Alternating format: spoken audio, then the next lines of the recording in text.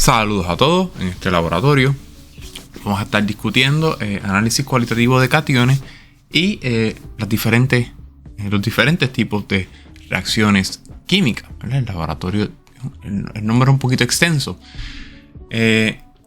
También, ¿verdad? Esta presentación es un poquito larga, por lo que la voy a dividir en varias secciones. Y bien, vamos a estar mirando diferentes tipos de ecuaciones químicas, ¿verdad? Para mejor entender y luego mirar los cationes envueltos en esas reacciones y cómo identificar las diferentes reacciones. Es importante repasar, ¿verdad? Que en las ecuaciones químicas vamos a usar símbolos químicos para denotar la reacción que se lleva a cabo, ¿verdad? En este ejemplo, aquí tenemos una interacción de amoníaco con cloruro de hidrógeno, NH3 más HCl. ¿Y qué pasa? En este lado de la reacción, por el lapicito, en este lado de la reacción, vamos a tener a los reactivos, mientras que al lado derecho de la reacción vamos a tener los productos. En este caso, un solo producto. Así que al lado izquierdo los reactivos, al lado derecho los productos. Así que todo lo que me aparece al lado izquierdo es un reactivo. Entre ellos van a reaccionar para generarme un producto que lo voy a poner a mano derecha. Lo que aparece a mano derecha va a ser mi producto. ¿Y qué sucede? La reacción, ¿verdad? Puede ocurrir donde los reactivos y los productos van a encontrarse en diferentes estados. En ese caso vamos a utilizar una serie de etiquetas para denotar en qué estado se encuentra. En este caso, la GEM va a ser para gas, la L para líquidos, S para sólidos y AQ para acuoso, ¿okay? Que está disuelto en agua. Si se fija en este caso, la reacción que vimos anteriormente, vamos a ver aquí que el NH3 está en estado gaseoso. Esto va en subscrito. No sé por qué aquí no aparece, pero esto va en subscrito. Así que tenemos NH3 gaseoso más HCl en estado gaseoso también. ¿Y qué sucede? Cuando ambos reaccionan, me generan un sólido, ¿ok? La S es para sólido. En el caso de abajo, entonces tenemos la reacción de un gas con un líquido, generándome una solución acuosa. Siempre es importante poner el estado, ¿verdad? Ya que si no lo ponemos, pues entonces la reacción no está bien escrita y estaría incorrecto. Eso lo podemos ver, ¿verdad? Cuando estamos mirando el equilibrio de las ecuaciones químicas. Si miramos otro ejemplito aquí para repasar lo que vimos en el slide anterior, vemos que al lado izquierdo de la reacción tenemos dos reactivos. Y esos dos reactivos van a reaccionar, esos dos gases, ¿verdad? Está acompañadito del suscrito G. Esos dos gases van a reaccionar para generarme un líquido. Y a través de todas estas reacciones tenemos que seguir una ley, ¿verdad? Universal, que sería la ley de conservación de la masa. ¿Ok? Se debe seguir esa regla. No se puede, ¿verdad?, crear ni destruir energía ni materia. De esa manera no la podemos hacer desaparecer y ya. Sino que la materia tiene que aparecer, o la masa debe aparecer en un lado o desaparecer en un lado, pero debe aparecer en otro. ¿Ok? No puede dejar de existir. Así que se debe balancear este tipo de ecuaciones y siempre se debe buscar un equilibrio. Para denotar ese equilibrio o dónde se encuentra, ¿verdad? Vamos a utilizar coeficientes estequiométricos y los vamos a colocar a la izquierda de la fórmula química. En este caso tenemos hidrógeno gaseoso, ¿verdad? Aquí. Y si se fijan, le escribimos un número 2 al ladito, ¿ok? Para denotar ¿verdad?, a la fórmula y establecer ese coeficiente estequiométrico al ladito de lo que vamos a estar hablando. En este caso, ¿verdad?, vemos que tenemos O2, no le añadimos nada al O2, pero implícito de que ahí hay un numerito que viene siendo el 1, ¿ok? Y al otro lado vamos a tener el 2. Tenemos 2 de agua. Y entonces, para balancear las diferentes ecuaciones químicas, vamos a seguir ciertas reglitas, ¿verdad?, ciertos protocolos, para así mejor hacerlo de forma correcta. ¿verdad? Y establecer este equilibrio requiere un enfoque de prueba y error, ¿verdad? Trial and error. Vamos a probar, poner unos numeritos acá, ponemos unos numeritos en otro lado, para ver poco a poco cómo se alcanza ese equilibrio y cómo la ecuación queda balanceada. Entonces, podemos seguir los siguientes 3 pasos. Podemos cambiar los coeficientes de los compuestos antes de cambiar los coeficientes de los elementos. Vamos a tratar los iones poliatómicos que aparecen en ambos lados de la ecuación como unidades. Y 3, vamos a contar los átomos y los iones poliatómicos con cuidado. Y vamos a rastrear, vamos a seguir esos números cada vez que se cambie un coeficiente.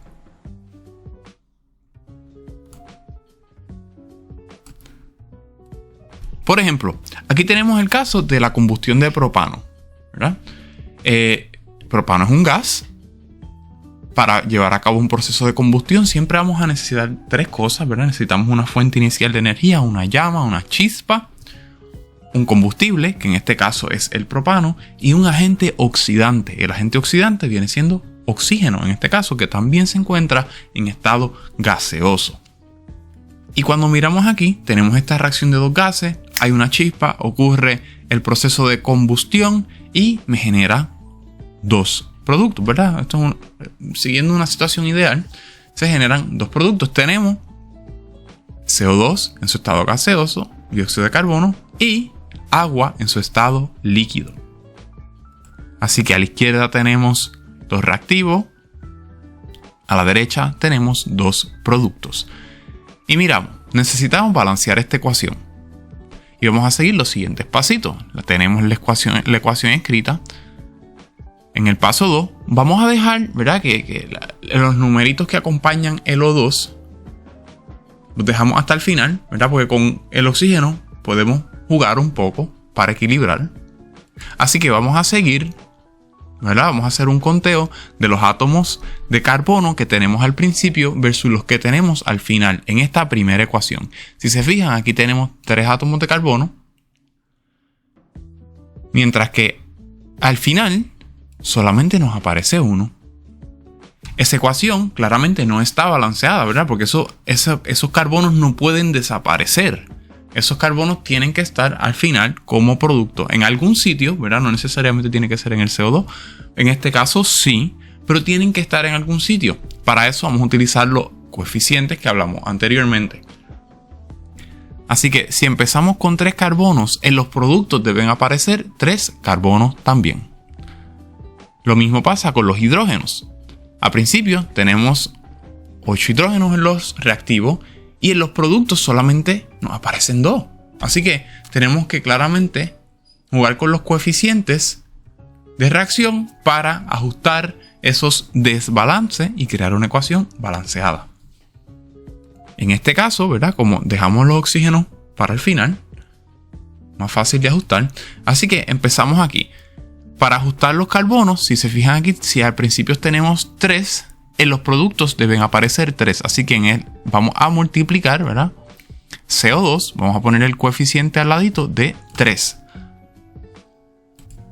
Y ahora sí miramos, ahora comparamos. Ok, si miro al principio, tengo 3 de carbono y ahora en los productos tenemos 3 de carbono también. Y en el caso del hidrógeno, ¿qué pasó? Vamos a ver. Inicialmente teníamos 8, ¿verdad? Pero entonces, mirando aquí arriba, teníamos 8, pero después nos quedaban, nos ponen 2 aquí abajo. Así que tenemos que buscar un coeficiente por el cual multiplicar que nos dé a 8, ¿ok? A lo que tenemos en los reactivos, o para que quede balanceado. Así que ese coeficiente sería 4, ¿verdad?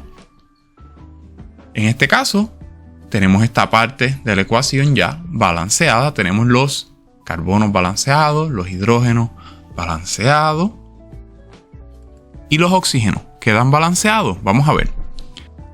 Luego de añadir, ¿verdad? El coeficiente para los carbonos y el coeficiente para los hidrógenos, esta parte, los oxígenos, ¿verdad? Si se fijan, quedan también juntito al coeficiente de 3 y en este caso el oxígeno queda junto al coeficiente de 4. Así que para poder ajustar esta ecuación, ahora tenemos que empezar a jugar con el lado de los reactivos. Y debemos recordar, ¿verdad?, que O2 es oxígeno molecular. Oxígeno molecular, ¿verdad?, significa que tenemos dos átomos de oxígeno enlazados entre sí. En el caso de O2, me disculpan aquí, voy a dibujarlo rapidito aunque quede un poco feo. Vamos a tener la siguiente situación. Vamos a tener dos átomos de oxígeno enlazados entre sí con un doble enlace, ¿verdad? Y los electrones no enlazantes que quedan acá.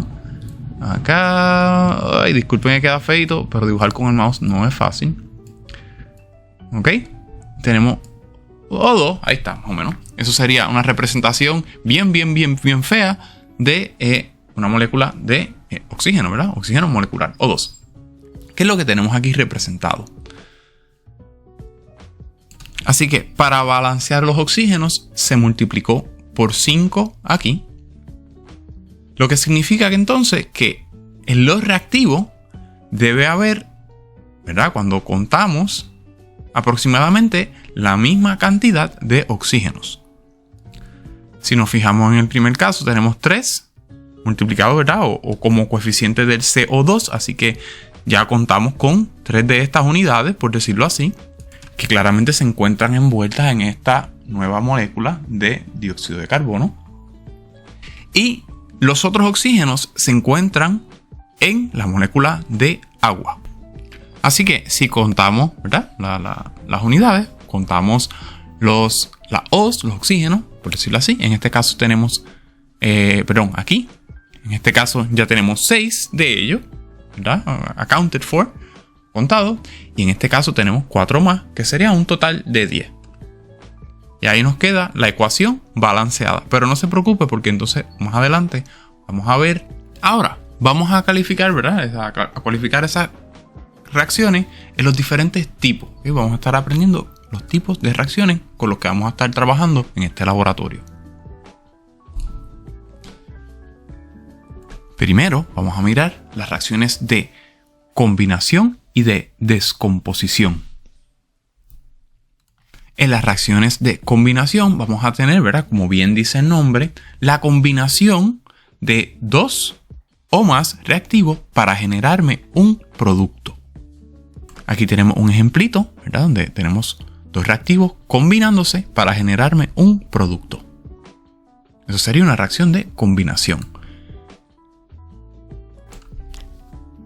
Por otro lado, las reacciones de descomposición serían lo opuesto, donde tenemos un reactivo que se descompone, ¿verdad?, en sus componentes, se descompone en una serie de sustancias, en una serie de productos.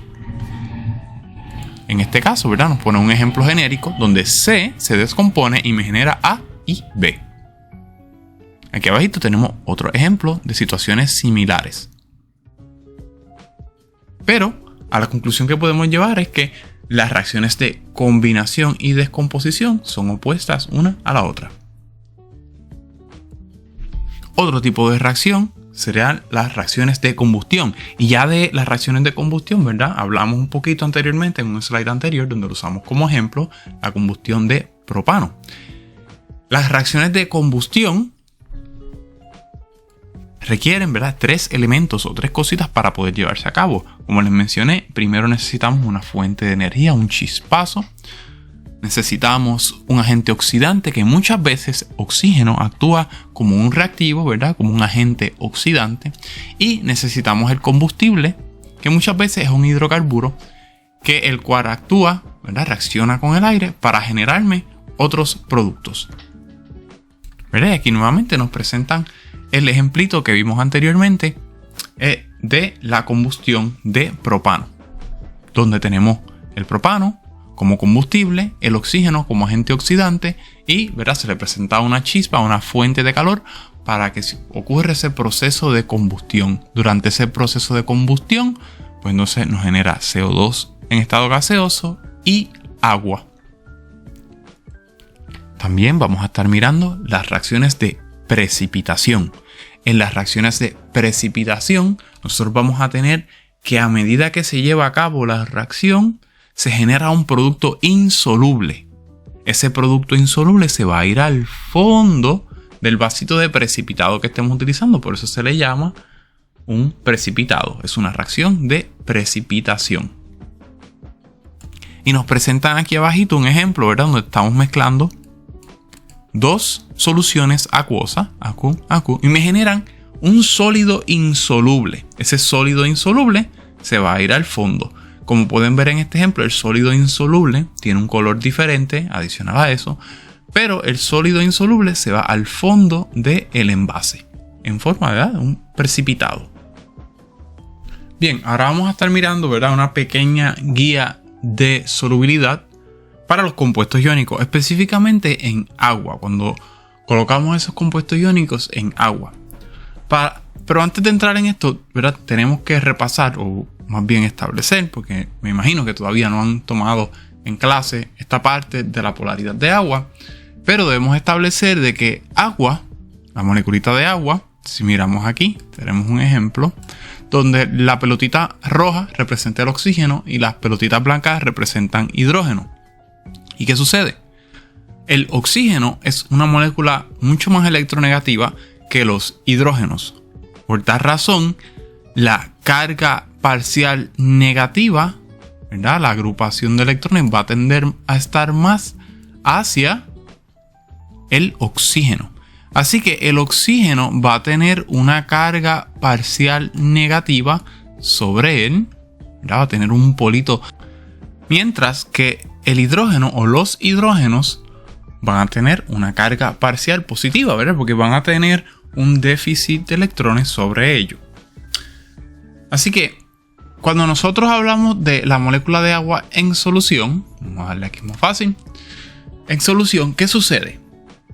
Si tenemos iones disueltos en la solución, por ejemplo, en el caso de NaCl, vamos a ver NaCl, cuando añadimos la sal al agua, vamos a tener que la sal o el NaCl, el cloruro de sodio, se va a dividir en Na positivo, ¿verdad?, subscrito, va hacia arriba, y Cl negativo. Para los iones de sodio, que son positivos, vamos a representarlo como esta pelotita blanca, ellos van a estar rodeados de la molécula de agua, pero específicamente el oxígeno va a estar apuntando hacia la carga positiva del ion positivo, ¿verdad?, del sodio, perdón. Porque el oxígeno tiene esa carga parcial negativa, así que en este caso cargas opuestas se atraen. Así que la carga negativa del oxígeno va a estar apuntando y rodeando, ¿verdad?, solvatando, hidratando ese ion de sodio. Por otro lado, el ion de cloruro, que es un ion con una carga negativa, va a estar rodeado de las moléculas de agua, pero específicamente las moleculitas de agua van a estar apuntando hacia el ion de cloruro con la carga parcial positiva que tiene en los hidrógenos. De esa manera lo van a solvatar, lo va a rodear. ¿Ok? Vamos a darle aquí. Ahora, en esta pequeña guía de solubilidad para los compuestos iónicos en agua, tenemos ciertas reglitas, ¿verdad?, que vamos a ver aquí. Para eso tenemos esta tablita, ¿verdad? Si nos fijamos, la tablita se divide en dos regiones. Tenemos un área para los compuestos solubles en agua y un área donde denota los compuestos insolubles. ¿Okay? En el área de los compuestos solubles tenemos los nitratos, los acetatos, los cloruros, los bromuros, los ioduros y los sulfatos. Todos los compuestos iónicos que envuelvan estos aniones van a ser solubles en agua con algunas excepciones, ¿ok? Esas excepciones importantes las tenemos aquí en este recuadrito que les estoy haciendo ahora. Si miramos aquí, en los primeros dos casos, con el lapicito, en los primeros dos casos,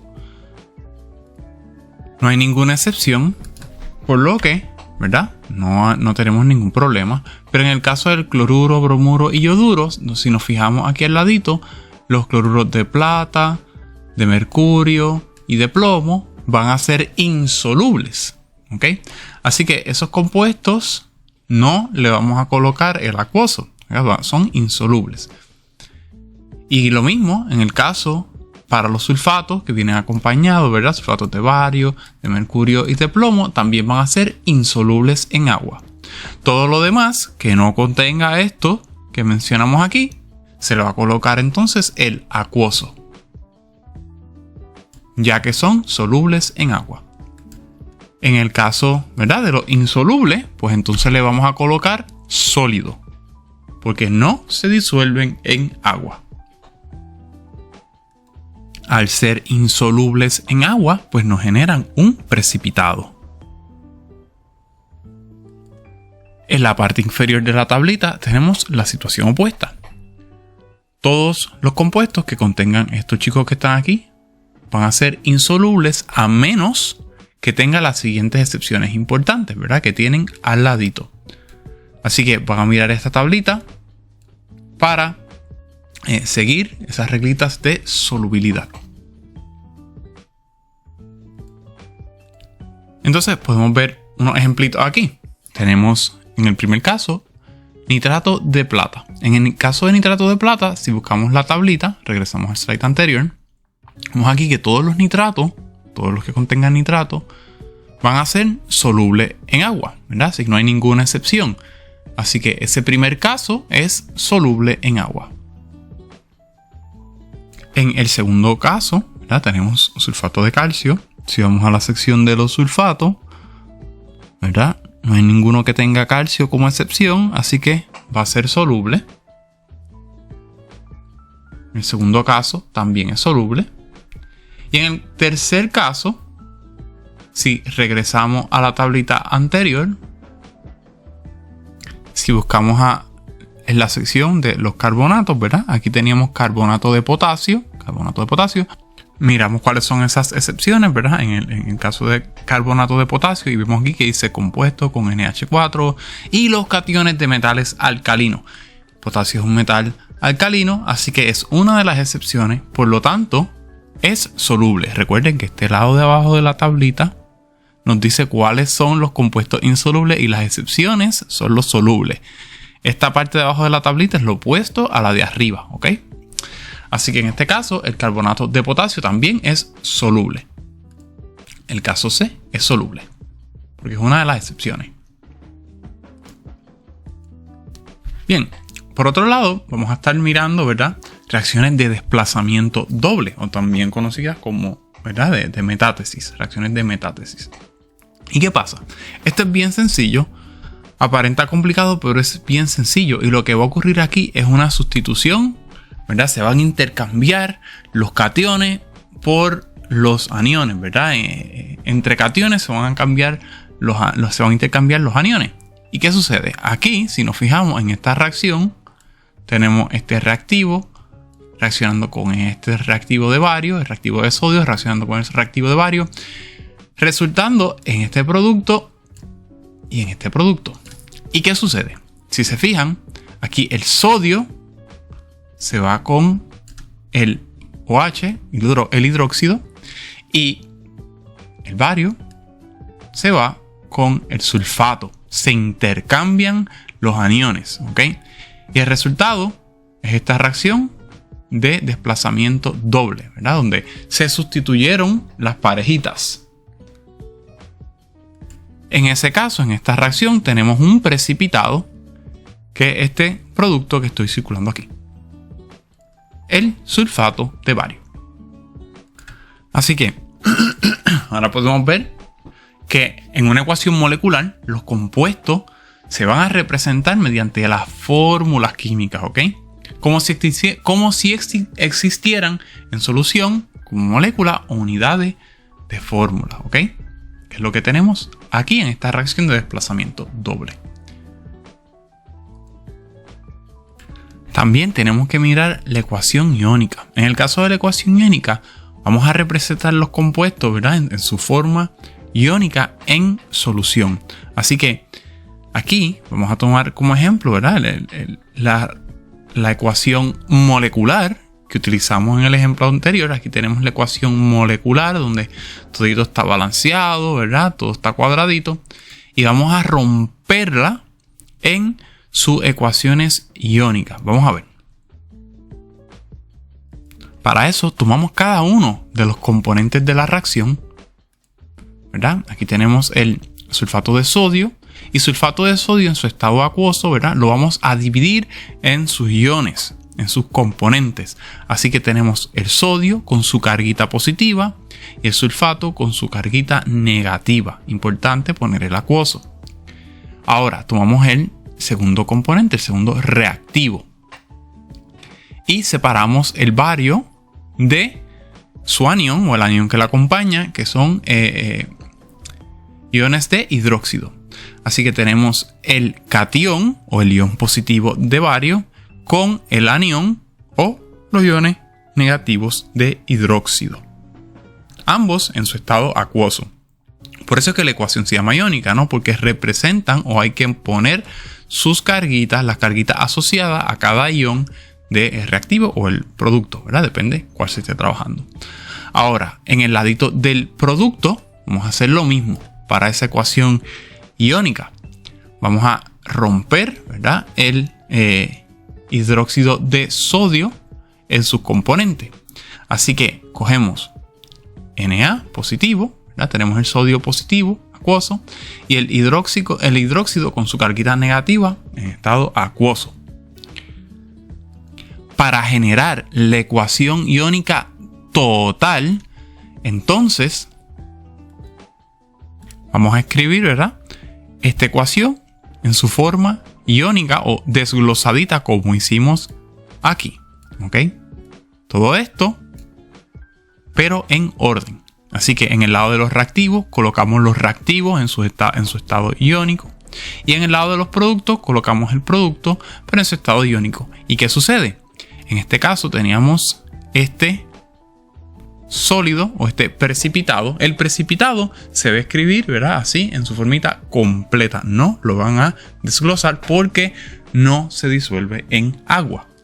Es un precipitado. Ahora, una vez tenemos la ecuación iónica total, podemos entonces representar la ecuación iónica neta. Pero para eso tenemos que mirar bien la presencia de los iones espectadores. Los iones espectadores son esos iones que están presentes tanto en los reactivos como en los productos, ¿verdad?, pero no realmente participan de la reacción. Van a estar ahí al principio y al final.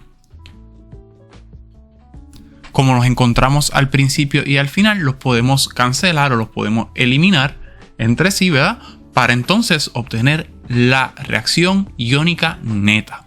En este caso, si miramos en los productos, cancelamos el sodio de los reactivos, con el sodio que aparece en los productos en su estado acuoso ambos. Miramos aquí el hidróxido, también aparece en los productos el hidróxido, así que cancela hidróxido con hidróxido de reactivo y producto. Entonces todo lo que sobre lo vamos a colocar en nuestra reacción iónica neta. La reacción iónica neta entonces va a contener en los cationes de bario más en su estado acuoso más el anión de sulfato, generándome el sulfato de bario en su estado sólido, ¿verdad?, que es un precipitado. Por eso la reacción es una reacción de precipitación y esta sería la ecuación iónica neta. También vamos a estar mirando las reacciones de ácido y base, ¿verdad? Y aquí le presentan una definición de varias que hay para lo que es un ácido. En este caso vamos a tener un exceso o un aumento en la concentración de los protones de los iones H positivo, ¿verdad?, en su forma acuosa, en la solución.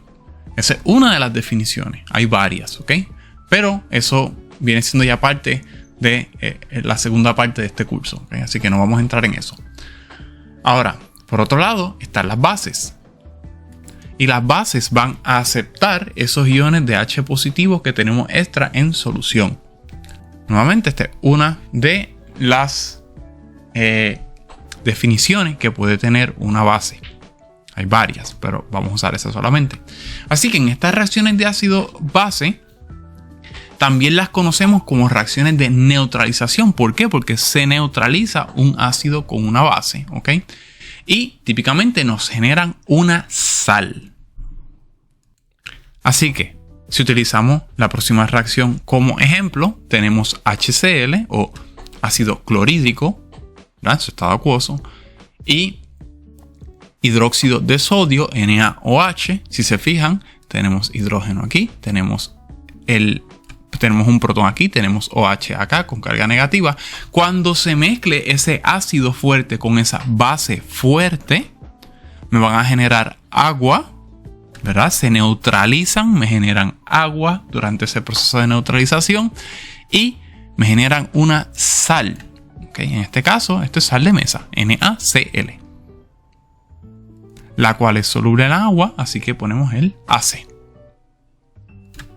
Con, ¿verdad?, la ecuación que acabamos de utilizar como ejemplo, podemos llevar a cabo el mismo ejercicio anterior de la ecuación iónica total y la ecuación iónica neta, ¿verdad? Podemos dividir los reactivos en sus iones correspondientes, con su carguita correspondiente, lo mismo con los reactivos, y luego podemos cancelar esos iones espectadores para obtener la reacción o la ecuación iónica neta, ¿ok? En este caso, cancela Cl con Cl, Na con Na, y nos queda H acuoso, ¿verdad? H positivo acuoso, combinándose con el hidróxido acuoso negativo, generándonos agua para dar la ecuación iónica neta. Tenemos aquí. Por otro lado, también vamos a estar mirando las reacciones de oxidación y reducción. En las reacciones de oxidación y reducción también hay varias definiciones, ¿verdad? Pero la que vamos a estar utilizando en este momento son aquellas reacciones en las que se transfieren electrones, ¿verdad?, entre los reactivos. Uno de los reactivos va a perder electrones, mientras que el otro reactivo se reduce y gana esos electrones. En este caso, ¿verdad?, la pérdida de electrones por parte de uno de los reactivos se le va a llamar la oxidación del reactivo, mientras que la ganancia de electrones se le va a llamar la reducción. ¿Verdad? Aquí lo tenemos en texto, donde, ¿verdad?, tenemos lo que acabamos de mencionar ahora mismo, donde la pérdida de electrones se le llama la oxidación, mientras que la ganancia es la reducción. ¿Por qué se le llama reducción? Pues porque recuerden que el electrón tiene una carguita negativa. Por eso cuando usted adquiere algo negativo se le llama que usted se reduce. Esa es la analogía que podemos utilizar aquí. Ahora, para saber cuántos o cómo está ocurriendo esa transferencia de electrones en una molécula o entre reactivos, debemos familiarizarnos con el número de oxidación, ¿verdad? Y en este caso, el número de oxidación de un átomo en una sustancia es la carga real de ese átomo cuando se trata de un ion monoatómico. En los demás casos, es una carga hipotética que se le va a asignar al átomo. Y, ¿verdad?, podemos decir que hay oxidación cuando el número de oxidación aumenta y hay reducción cuando el número de oxidación disminuye. Sé que suena un poquito complicado, pero vamos a simplificarlo ahora con unas cuantas reglitas. Empezando, la primera es que el número de oxidación de un átomo en su forma elemental va a ser siempre 0. Cuando encontremos un átomo en su forma elemental, el número de oxidación es 0. No hay de más ni de menos. En el caso que tengamos un ion monoatómico, pues entonces va a ser ese número de oxidación va a ser igual a su carguita. Por ejemplo, tenemos potasio. Potasio, específicamente el catión, el ion positivo. Una carguita de 1. Así que el número de oxidación va a ser de 1. En el caso del sulfuro, entonces, si miramos aquí, tiene una carguita de menos 2. Así que el estado de oxidación va a ser de menos 2. Para facilitarlo aún más, ¿verdad?, vamos a hacer una pequeña generalización, donde podemos decir que los no metales van a tener, por lo regular, una carguita de oxidación negativa. Claro, siempre hay sus excepciones, ¿verdad? Algunos pueden tener carguita positiva, o número de oxidación positivo, perdón. Un ejemplo de un no metal con número de oxidación negativa sería el oxígeno. El oxígeno normalmente va a tener un número de oxidación de -2. Pero en el caso de oxígeno hay algo bien curioso. Por ejemplo, los peróxidos. Los peróxidos contienen, ¿verdad?, el siguiente ion, el peróxido, donde cada átomo de oxígeno tiene un número de oxidación de -1. Por otro lado, el número de oxidación de hidrógeno es +1 y cuando está unido a metales es -1. Otro casito es que el número de oxidación de flúor es de -1 en todos sus compuestos. Pero el resto de su familia, lo demás de los halógenos, los haluros, tienen un número de oxidación de -1, ¿verdad? En la mayor parte de esos compuestos binarios, pero cuando se combinan con oxígeno, como en los casos de los oxianiones, tienen entonces estado de oxidación positivo. La cuarta reglita es que la suma de los números de oxidación de todos los átomos de un compuesto neutro, palabra clave neutro, debe ser 0. Ahora, si es un ion poliatómico, ¿verdad?, y no es neutro, pues debe tener una carga asociada. En el caso, ¿verdad?, del ion de hidronio que tenemos aquí, que tiene esa carguita positiva asociada.